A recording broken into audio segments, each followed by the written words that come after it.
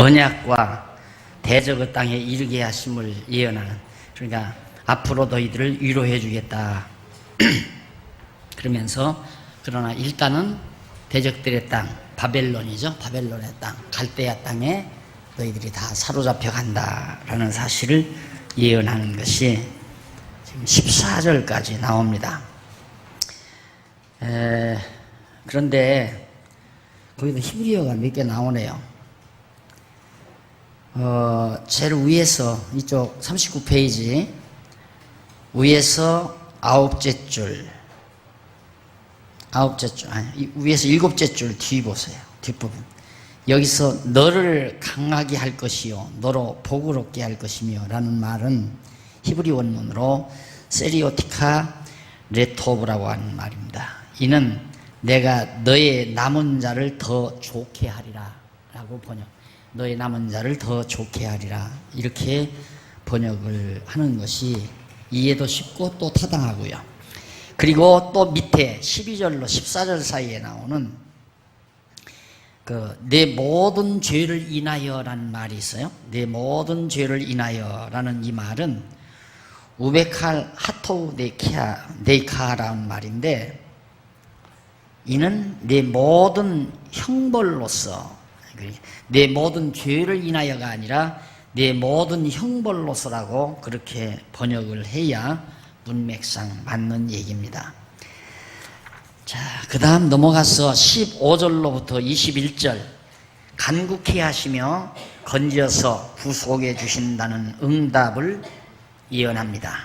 여기도 간구케 하시며, 간구함으로 건져서 구속해 주신다는 응답을 이렇게 말할 수도 있겠죠. 그런데 그거 아니고 하나님이 간구하게 해서, 간구케 해서 건져 주시고 건져 구속해 주신다. 모두가 다 하나님이 하시는 거죠. 우리가 하나님 앞에 기도할 마음이 생기는 것도 내가 기도하는 게 아니에요. 하나님께서 기도하게 하시는 거죠. 그런 마음을 주시고 소원을 주어서 이끌어는. 그러니까 여러분들에게서 사사로운 욕심이 없는 소원이 생긴다는 건 참 복입니다. 사사로운 욕심이 없는 소원. 그건 하나님이 하나님의 뜻을 이루기 위해서 나에게 소원을 주고 그 소원을 이룰 수 있는 마음을 허락하시고, 그래서 이루어지기를 바라고, 그렇게 해서 그 바람을 기도로 하나님이 들어서 이루어 주시고, 그렇게 해서 이제 하나님이 쓰시는 거죠. 그런데 제일 괴로운 게 뭐냐면 내 사사로운 욕심에 대한 소원, 그건 끝없이 피를 말리는 일입니다. 왜? 안 이루어지거든요. 또 이루어져도 그건 벌이에요. 형벌이에요. 내 육신의 사사로운 욕심에 대한 소원이 있는데 그 소원대로 이루어졌다? 그건 좋은 게 아니라 그건 도리어 나쁜 거죠. 내 욕심대로 되어지는 것은. 그것이 나에게 우환을 가져다 주는 거니까. 그러니까 정말 하나님이, 물론 더 좋은 건 하나님이 그것도 좋지만은 하나님이 지금 나에게 시키신 일로 만족하게 알고 아주 열정적으로 그 일을 하면서 살아가면 참 더 말할 나위 없죠. 그런데 갑자기 무슨 소원이 생겼다. 소원이 생기는 건 나 개인에 대한 사사로운 욕심이 없는 소원이라면 그건 하나님이 나를 통해서 이 일을 하게 하시려는 하나님의 뜻이거든요. 이게 또 일하면서 또 즐겁게 배우잖아요. 또 그래서 이제 이 말씀을 배우고 살아가시면서 이렇게 명상을 하시면 참 새록새록 정말 옹달샘에서 맑은 물이 솟듯이 땀 흘리고 피곤할 때 옹달샘 만났을 때 피곤이 풀리고 즐겁듯이 그렇게 생활이 이제 그렇게 아름답게 되어질 수가 있죠. 근데 늘 사욕에 차 있으면, 막 욕심에 차 있으면 늘 불만이고 짜증이고 안 되는 것에 대한 스트레스고, 그게 자기를 괴롭히는 겁니다. 그 다음 넘어가서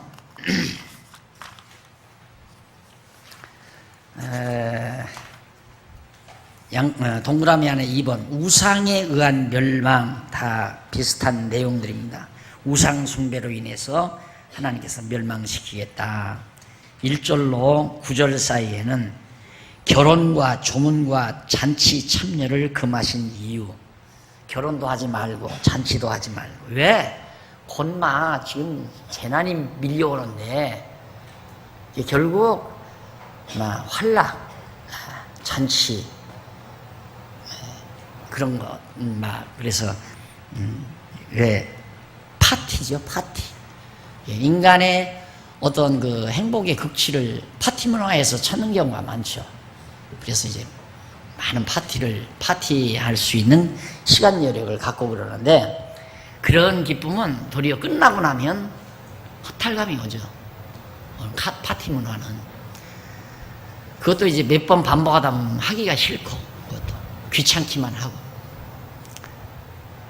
그리고 조문, 이제 죽은 사람 찾아가서 조문하는 일, 이런 것들도, 또 잔치, 이런 거 다 참여하지 말아라. 왜? 곧 재난이 밀려오니까. 그러니. 그 다음 넘어가서 10절로 15절에 보면 재앙의 이유와 결과를 비롯해 회복하실 것을 예언합니다. 소망을 주죠. 우상 숭배하니까, 하나님 저버리고 우상 숭배하니까 재앙이 임하지만은, 그러나 하나님께서 다시 회복해 주겠다라는. 그 다음 넘어가서 16절로 21절, 백성의 죄악을 갚으실 것과 이방이 돌아올 것을 예언하는 내용입니다. 백성의 죄악을 하나님이 갚는다. 죄악을 갚는다는 말은 징계한다는 얘기입니다. 백성들이 지은 죄에 대해서 깨닫도록 하나님이 징계하시겠다. 그걸 보고 이제 당연하죠. 이렇게 강한 이방이 나약한 택자 유다 백성들을 쳐서 다 멸망시켰는데 이게 한 70년 후에 뒤바뀌어 버린단 말입니다.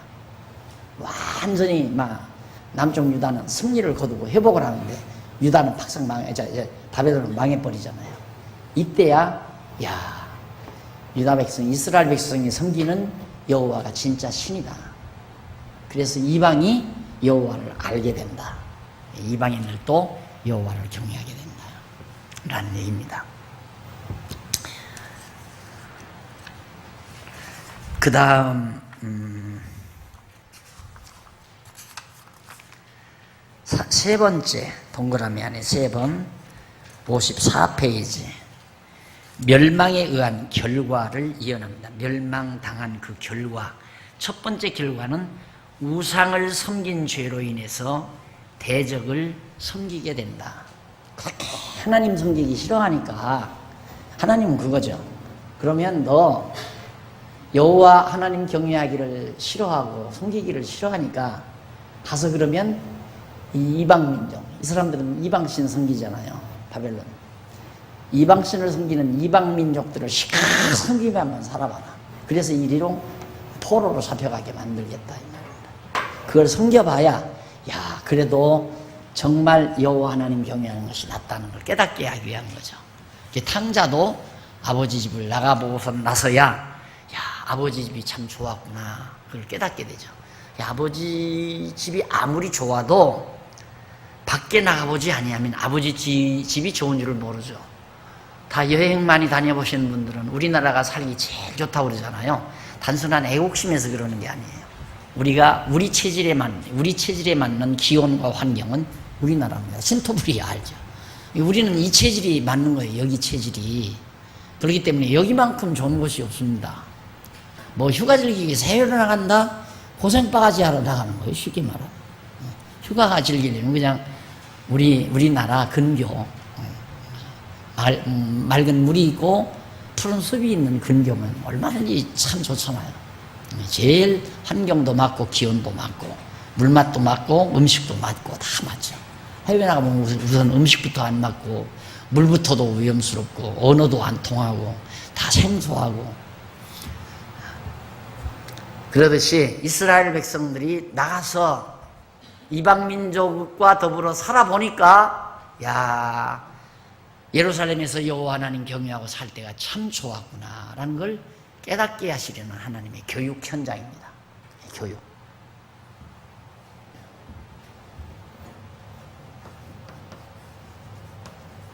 온 세상, 세계, 모든 세계, 이 모든 세계의 의미는 교육에 있습니다.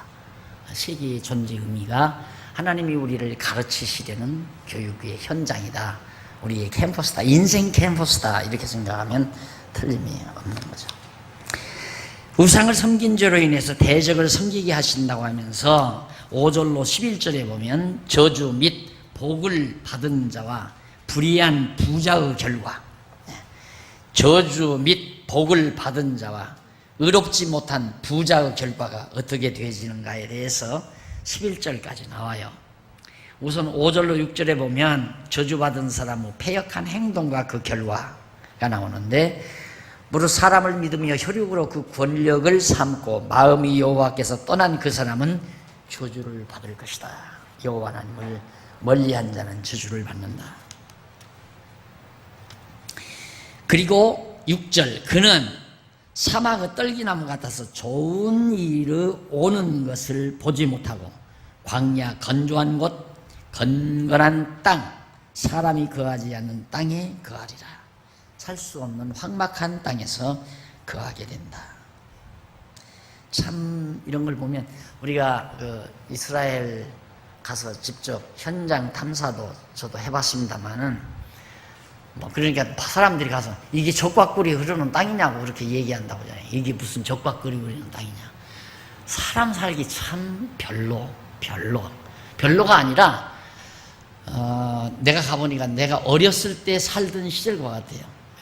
외정 말기에 막 전쟁 치르고 산에는 나무도 없고 불 뗄 나무도 없어요. 불을 뗄 수 있는 나무도 산에 그렇게 나무도 별로 없는 그런 황막한 지역에서 그래도 거기에서 나라를 이루고 전쟁하면서 살고 있죠.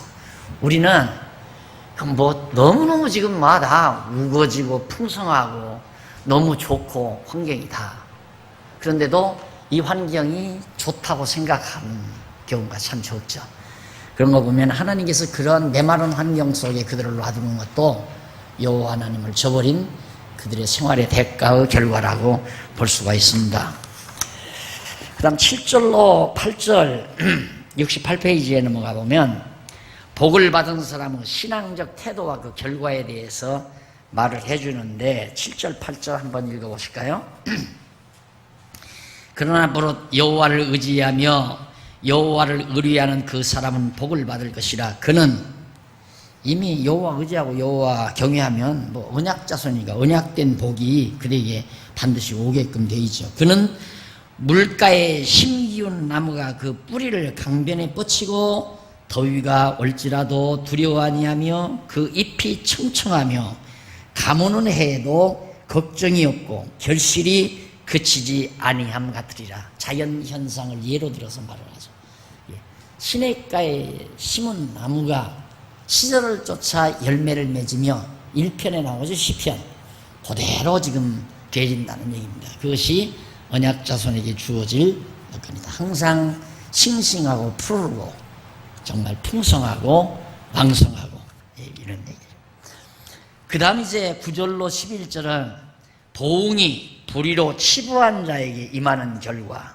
보응, 이것이 불의로 치부한 자, 의롭지 못한 불택자들이 치부한 자, 그 결과는 결국은 다 멸망에 이른다. 예. 여러분 제가 이제 그걸 골똘히 학교 다닐 때 토큰 하나를 받아가지고 이제 학교를 가는데, 학교 이제 사당동 학교를 가는데 토큰 2를 가져야 이제 성남서 나와가지고 한번 갈아타야 돼요. 근데 토큰 하나를 잊어버린 거예요. 이쪽 시내 걸. 아무 돈이 하나도 없죠. 토큰만 딱 있습니다. 그때 참 토큰의 중요함을 굉장히 느꼈습니다. 토큰 그 간다는. 이게 바닥으로 땡로를 떨어졌는데 아무리 찾아도 없어요. 그래서 그때는 그 차장 아가씨가 있어요. 아가씨한테 사적을 했어요.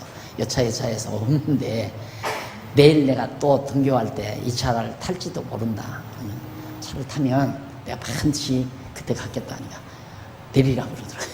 그래서 내렸거든요. 근데 토큰 하나를 잃어버려도 그렇게 아쉽잖아요. 근데 하나님이 얼마나 인간적인 용어로 말하자면 얄궂은지. 우리가 뭐 새빵 살다가 새빵 하나 날아가면 별 볼 일 없잖아요.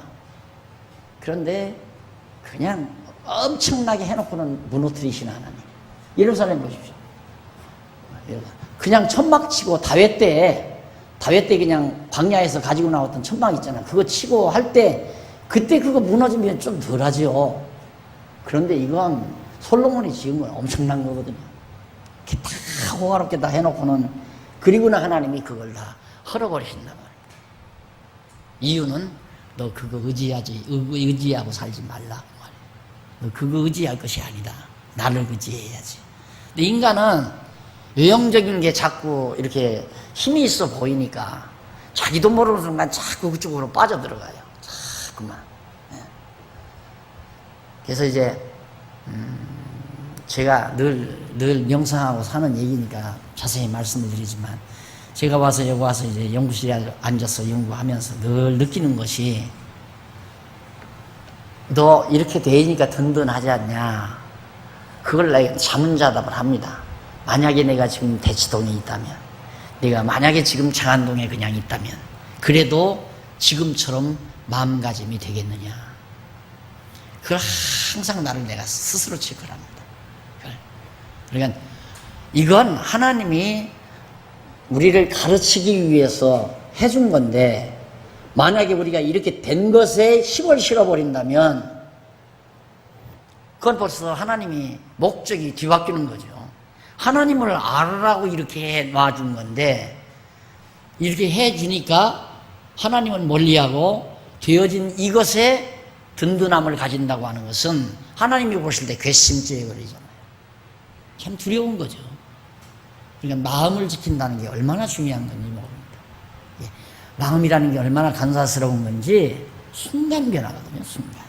그래서 아무것도 없어도 또 다 주변에서 사람이 떠나도 오직 하나님만 의지하고 살 수 있는가. 항상 저는 좀 괴팍스러울지는 모르지만 극단을 늘 생각합니다. 우리 장안중앙교회 성도들이 다 떠난다. 지금 내 눈앞에 있는 우리 교회 모든 시설이 다 없어져 버린다. 제일 극단 아니에요. 나만 홀로 남는다. 그래도 하나님 앞에서 내 자세를 굽히지 않겠는가. 그 질문을 항상 나 스스로에게 던지며 살죠. 늘. 그 이제 하나님께서 또 그런 마음을 주니까 그런 생각을 하죠. 우리가 여호와 하나님 배운다는 건 적어도 항상 나 스스로에게 그런 자문자답을 하면서 정말 내가 살고 있는 아파트가 다 날아가도 내가 의지하는 여호와만을 의지하고 마음의 평안을 유지할 수 있는가. 이런 생각을 진지하게 하면서 사는 것은 지혜자들이 마땅히 해야 될 중요한 일이라고 생각합니다. 17장 19절로 27절 안식일을 거룩히 하라며 그 준행 여부의 결과를 예언합니다. 안식일. 그 안식일 거룩하게 하라는 말은 여호와는 버리지 말란 말이에요. 안식일을 거룩하게 지키는 안식일 자체가 중요한 게 아니라 다른 민족은 안식일이 없잖아요. 그리고 오직 유대 백성, 이스라엘 백성에게만 안식일이 있단 말입니다. 그날은 일을 안 해요. 그럼 아이들이, 내가 늘 말씀드리지만 아이들이 아버지 왜? 오늘 우리는 왜 일을 안 해요? 그러면 어디로 거슬러 가느냐면 모세가 애굽에서 이스라엘 백성들을 건져낼 때부터 애굽에 종살이 할 때부터 거슬러 가는 거예요. 그래서 거기 종살이 하는데 모세라는 우리 지도자가 우리 조상들을 이끌고 나오다가 시내산에 머물렀는데 하나님께서 가나안 땅에 들어가거들랑 안식일 지키라고 그랬다. 우리가 과거에 종살이하면서 한 번도 쉬는 날이 없이 늘 정말 강제노동만 당하며 살았는데 하나님의 은혜로 이래되는 날은 이렇게 아무것도 하지 말고 편히 쉬면서 여호와 하나님 경외하라고 그랬다. 그래서 여호와 하나님 경외하기를 잊어버리지 않게 하는 하나의 문화적 방법이 안식일 지키는 거예요. 그 안식일 날 자체가 뭐 대단한 게 해서 그런 게 아니란 말입니다. 그래서 내가 문화라는 말을 자주 쓰는 이유가 우리는 이 생활 속에서 항상 여호와 하나님 잊어버리지 않는. 그래서 내가 여기 이사 왔을 때도 그랬잖아요. 처음 들어오시면서 이것을 보시거들랑 돈덩어리로 보지 말고, 이걸 돈덩어리로 보지 말고 여호와 하나님께서 우리 하나님 말씀 배우면서 여호와 경외하면서 즐겁게 사시라고 하나님이 우리에게 주신 거다. 그 여호와 하나님께서 이 주어를 잊지 말라고 한 거 아마 기억하고 계실 겁니다. 보자마자 안 보아도 그냥 상상하면서라도 그렇게 생각을 하셔야죠. 이걸 돈덩어리로 보면 생각이 달라져요. 아, 이게 얼마나 간다더라. 얼마짜리라더라. 먼저 왔던 엊그저께 왔던 목사도 와서 보니까 막 혀를 내더라. 혀를 왜 내들어오는가? 돈 많다 이거죠. 그래서 아이고 이 박새가 내 속으로. 그 목사는 돈밖에 모르는 목사입니다. 한 번은 그 여전도에 모임이 있어서 모임이 있는 것도 아니에요. 뭐 우리 교회 일 처리하기 위해서 갔더니만 저기 지금 여전도에 모임이 있으니까 가재. 그 선배 목사가 가다니까 따라갈 수밖에 없잖아요. 따라가서 뒷자리에 앉아서 이렇게 보는데 예배를 드리고 연보주머니가 돌아가더라고요. 그런데 나한테 물어도 안 보고 그냥 이걸 딱 해서 그냥 호주머니에서 패스보드를 빼가지고 돈을 꺼내서 그냥 연보주머니에다 집어넣어요. 네, 그때 저런 식으로 목회를 하는구나. 인간으로 생각도 안 하는데 찾아와가지고 어제 그저께도 와서 또 주책 들고 가는가 봐. 여러분 참 세상이 다 그래요. 모두가. 여러분 오늘 우리들이 하나님의 말씀을 대하면서 정말 이런 말씀에 우리 스스로를 가다듬지 않고 산다면 뭐 예수 믿으나 마나 교회 생활 하나 마나. 그래서 우리들이 여호와 하나님이 잊어버리지 않는 그런 문화를 만들어서 오고 오는 우리 자손들에게 다른 믿지 아니하는 자들은 공휴일이 되면 주말이 되면 어떻게 어디를 가고 어디로 가는데 우리는 주말이 되면 어머니 아버지 따라서 예배당에 가서 엄마는 엄마대로 공부하고 자녀들은 자녀들대로 선생님들하고 놀고 즐기고 이런 문화를 좀 만들고 싶은 거죠. 금요일 저녁부터 가능하잖아요. 그래서 매주마다 그럴 수는 없지만은 각 부서별로 돌아가면서 이번 금요일에는 일여전도 연합회가, 다음 금요일에는 일여전도 연합회가, 토요일도 있고, 목사님들이 이제 늘 여기 상주하다시피 하니까 강사들은 충분하잖아요. 얼마든지 해드릴 수 있고. 그렇게 해서 정말 완전히 세속과는 다른 어려서부터 여기에서 여호와 경외하기를 배우는 아름다운 터전으로 그렇게 자리매김이 됐으면 하는 마음을 늘 가지고 있습니다. 자, 거기 24절로 27절에 보면 64페이지.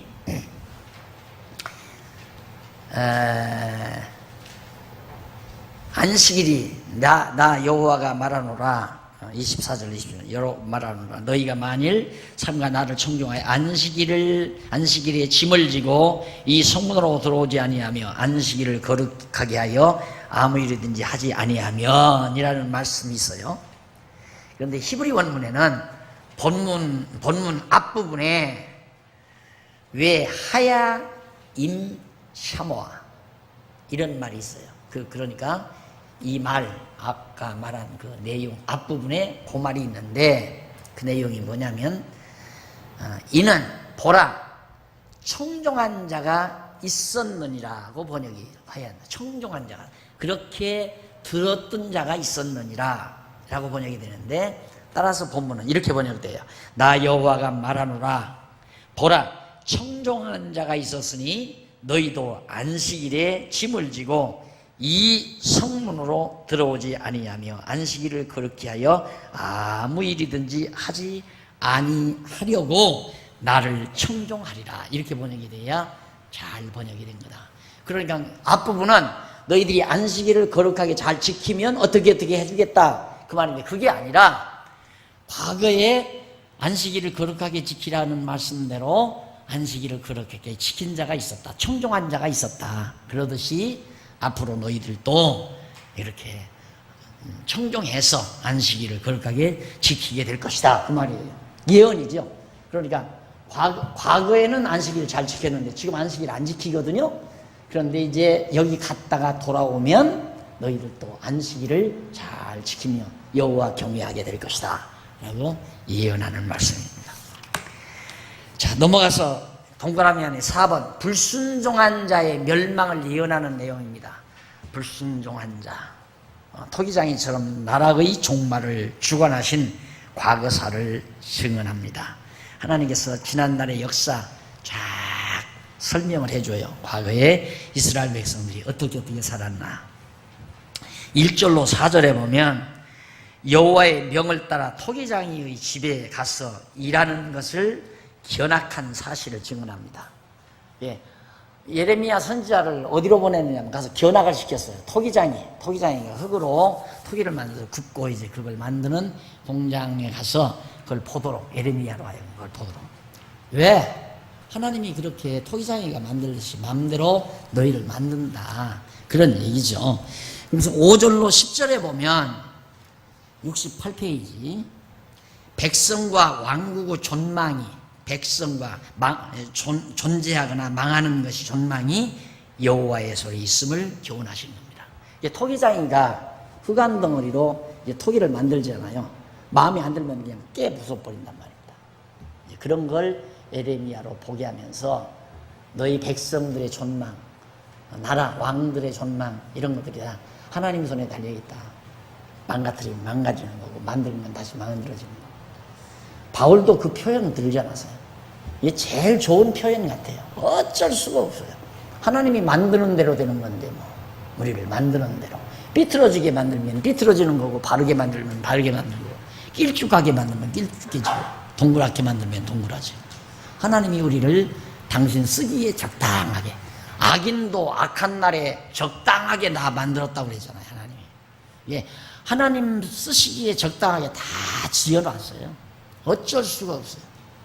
그걸 에레미야 선지자로 보게 해서 이스라엘 백성의, 유다 백성의 백성과 왕국의 존망이 하나님의 손에 있음을 가르쳐주는 내용입니다. 18장 11절로 17절 60페이지 백성의 교만과 가증함을 책망하며 멸하실 것을 예언합니다. 이놈의 백성이, 유다 백성들이 교만하고 가증하다. 교만하다는 말, 하나님 저버렸다. 하나님 저버렸다. 가증하다. 우상 섬겼다. 그 말이에요. 하나님 저버리고 우상 섬기는 거. 그게 구약의 결정적인 죄악이란 그겁니다. 하나님 저버리고 우상 섬기는 죄. 그것이 구약에서 말하는 패망의 원인으로서의 죄죠. 그런 죄가 우리는 지금도 이러잖아요. 우리 솔직히 그걸 한번 반성을 해보세요. 내가 어젯밤에 어느 과수원에 가서 과수를 한 상자 먹고 싶어 몰래 따왔다. 그걸하고는 양심의 가책은 받아요. 이러면 안 되는데 내가 죄를 졌구나. 그건 죄로 죄책감을 느껴요. 그런데 여호와 하나님 잊어버리는 정도가 잊어버린다기보다도 다 자기 능력으로 사는 줄로 생각하고 또 하나님보다도 다른 걸 의지하고 사는 경우가 참 많거든요. 근데 그건 별로 죄의식을 느끼는 사람이 없죠. 거꾸로예요, 거꾸로. 그건 뭐 사과 열렸는데 그런다고 또 남의 사과밭에 가서 사과 따지 말고 따오지 말고 사과밭 열렸는데 가서 한 상자 따다 먹을 수도 있죠. 뭐. 잘한다는 얘기는 아니지만 먹고 싶으면 먹을 수도 있대.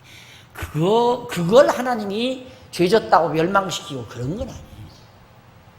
가장 큰 죄는 여호와 하나님을 등한히 하는 일, 하나님보다 다른 걸 의지하는 거.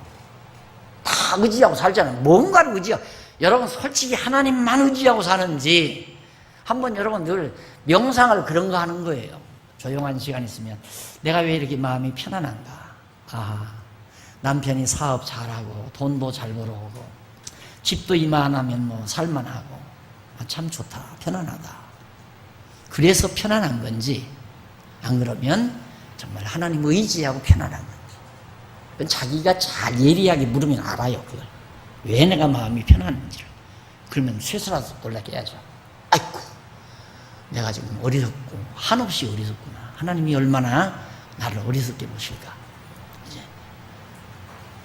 그게 사과 정도가 아니죠. 너 돈 빌렸다가 뭐 돈 몇천만 원, 몇백만 원 빌렸다가 돈 없으면 못 갚지고 들 거예요.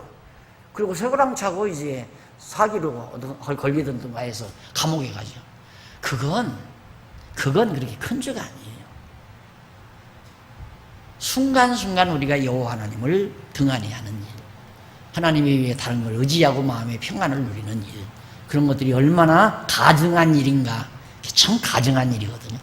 꼭 이렇게 뭐 나무로 돌로 금으로 이렇게 모양 만들어 놓고 거기 가서 뭐 빌고 절해야 우상 생기는 게 아니라 뭔가 의지하고 편안함을 느끼면 이게 우상이다 이 말이에요.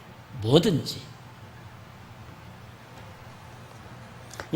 아무것도 의지할 대상이 아니라니까요. 하나님 외에는 아무것도 의지할 대상은 아니다. 18장 11절로 17절이 바로 그런 내용이고요. 그 다음 이제 뭐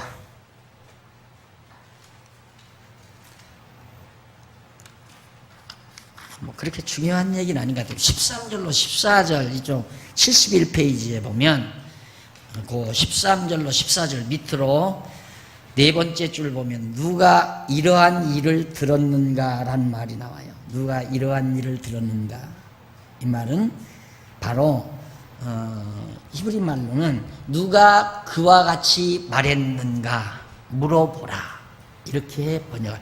누가 그렇게 그와 같이 말했는가 물어보라. 처녀 이스라엘이 심히 가증한 일을 행하였도다. 라고 번역이 돼야 된다. 여러분 뭐 노트 다 해드린 거예요. 다 해드렸으니까 이렇게 강의 들으시고 시간 났을 때 한번 쭉 읽어보시면 깔끔하게 깨끗하게 이렇게 정리가 될 겁니다. 그리고 복잡하게 뭐 군더더기 이렇게 붙여놓지 않고 쭉쭉 나뭇가지 뻗어가지고 쭉쭉 뽑아드렸어요. 그러니까 아주 공부하기가 참 좋을 겁니다. 뭐 중간에 군더더기 넣어가지고 무슨 교훈 적용해서 막 늘어놓고 하면 머리 골치 아프죠. 쭉쭉쭉쭉 빠져나가게 했기 때문에 아주 공부하기가 좋으실 겁니다. 18절로 23절 대적자에게 건져주시고 그들을 멸하실 것을 간구하죠. 하나님이 다 언약했으니까 이 바벨론 세력들 이거죠. 이들을 다 멸해 주십시오. 하나님이 언약하니까 언약대로 해달라는 얘기입니다. 기도는 언약대로 이루어 주십시오. 단마디로 말하면 그 말이다. 그 말이 더 간단하게 요약하면 아멘 그 말이에요. 아멘. 언약대로 이루소서 그 말이죠. 그러니까 가장 간단한 얘기, 간단한 기도는 아멘입니다. 하나님 언약대로 이루어 주십시오.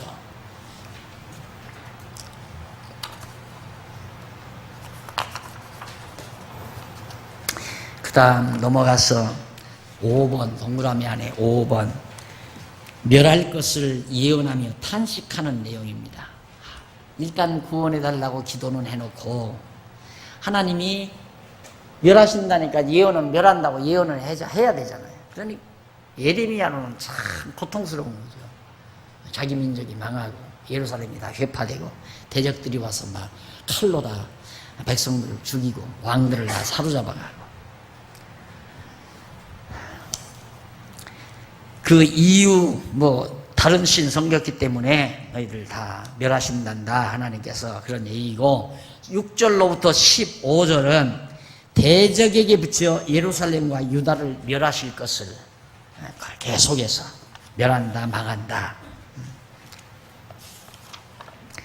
20장 1절로 6절 예언을 무시한 바술이 바벨론에서 죽을 것을 예언합니다. 이 바술이라는 사람이 예레미야 선지자가 자꾸 예언하는데 무시해버려요. 이 예루살렘이 왜 망하느냐고. 안 망한다 이거예요. 이게 왜 망하느냐고. 우리는 안 망한다. 성도 이렇게 튼튼하고 이렇게 화려한 예루살렘이 왜 망하느냐고. 그렇게 무시하니까 바술이라는 사람이 하나님께서 예레미야를 통해서 너 바벨론에서 죽는다. 너 바벨론으로 잡혀가는데 바벨론에서는 죽는다. 왜? 그대로 되졌을 때 진짜 여호와 하나님의 말씀대로 이루어진다는 걸 백성들이 깨닫게 하려고. 그러니까 하나님은 반드시 예언하게 해서 이루신다. 언약하시고 이루신다. 작정한 건 모르잖아요. 인간이. 뭐 어떻게 하나님의 뜻 가운데 작정한 건가 모르니까 그 작정하신 뜻을 제일 먼저 표현한 것이 언약이에요. 말씀으로 내가 이렇게 작정한 대로 이렇게 하겠다라고 하는 게 언약이고 이 언약의 기초에서 예언하게 한다고 하잖아요. 예언. 그 예언대로 성취될 때 아하 에레미야 선지자가 예언한 대로 이루어지는 걸 보니까 여호와의 말씀이다. 모든 역사가 여호와의, 지금 우리가 망하고 흥하는 것이 여호와의 정하신 뜻대로 되진 거구나. 그래서 여호와께 돌아오는 거거든요. 여호와께. 어떻게 보면 지금도 그랬으면 얼마나 좋을까 이런 생각을 나도 가끔은 해요. 하도 그냥 이론적으로만 사람들이 들으니까. 내가 이 장안중앙교회 30년 넘게 목회를 했는데,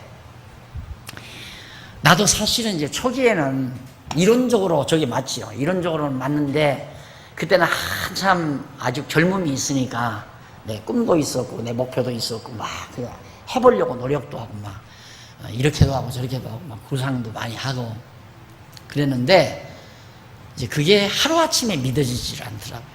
너무 분명하고 확실한데도 순간순간 가다가 자꾸 빗나가요.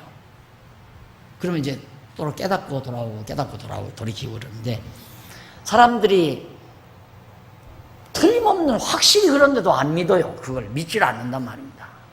아, 그렇겠구나 이렇게만 듣지. 그래서 정말 우리 교회 장로님들이나 목사나 권사님들에게 장차 되질 일을 신방 가가지고, 집사님 앞으로 2달 후에 며칠 날 몇 시에 어떤 일이 일어날 겁니다. 그때 가서 딱 되면 막 굉장히 열심내고 믿음으로 살 거 아니에요. 그렇게 하면 얼마나 좋을까. 그런데 지금 만약에 또 그런다고 해서 다 좋을 것 같죠? 아니, 바수울 같은 사람 또 생겨난다니까. 바수울 같은 사람. 그래서 안 된다고 하고 거짓말하는 걸 더 좋아하고, 자기 좋게 자기 듣기 좋은 말을 하는 사람을 더 좋아하고. 바울이 그 얘기 했잖아요. 사람들이 약해져서 자기 귀를 즐겁게 할 스승을 많이 둔다. 옳은 말 잘 안 듣는단 말이에요. 나는 생각하기를 솔직히 그러거든요. 어떻게 장안중앙교회에 나와서 예수를 안 믿을까? 사람들이 왜 장안중앙교회를 안 나올까? 이런 자화자찬인지는 이렇게 좋은 교회를, 이렇게 성경 똑바로 성경만 가르쳐주는 이런 좋은 교회가 세상 천지 어디 있어요? 근데 왜 이 교회를 안 나올까? 가끔 그런 생각을 하죠. 아무나 나오나요? 하나님이 나올 마음을 주어야 나오죠.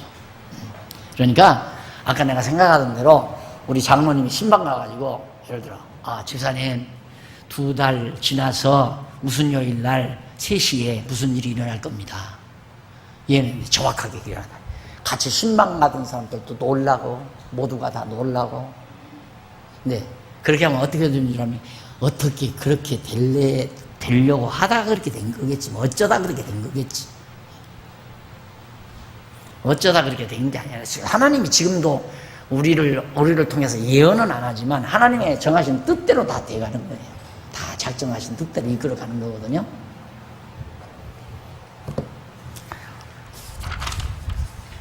만약에 지금도 그렇게 예언이 계속된다면 성경이 필요가 없죠. 성경이 필요가 없고 그냥 그때그때 하나님께서 계속해서 역사해야 되니까, 그건 이제 계시가 없는 거죠. 그냥 그때그때 섭리해야 되죠. 근데 나는 엄밀히 따지면 이 성경이 이렇게 66권으로 딱 떨어져서 나왔다는 게 참 좋죠. 한꺼번에 총체로 알잖아요. 그런데 그것도 없이 그냥 순간순간 늘 그렇게만 한다면 이 전체를 알 수가 없죠. 이 부분만 아는 거죠. 이게 답답한 거고.